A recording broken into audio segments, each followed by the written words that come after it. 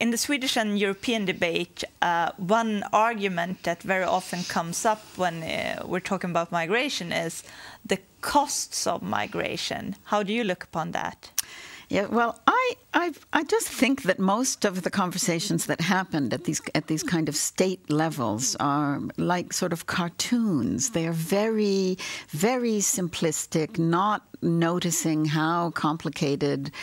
the economics of these situations are, so that there's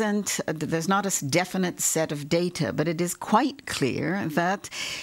if you are worried about the cost of that people pulling somehow on the welfare state or pulling state services, you have to balance that with how much money people are spending every day when they buy things and on the public transport, and the contribution that they make to the economy by being useful citizens, and the fact that if you let them be legal and they are paying their taxes, that they will then be helping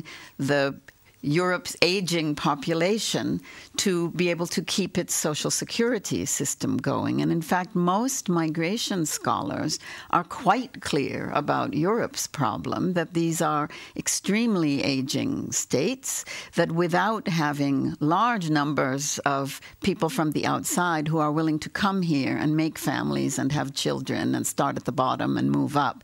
and contribute to the economy, there won't be enough money to pay for everyone's luxurious welfare folkhemmet here. It's not going to be possible.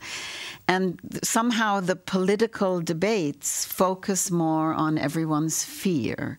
I understand that everyone feels quite frightened that they will be taken over by strange outsiders who will not learn the language well and who will never understand.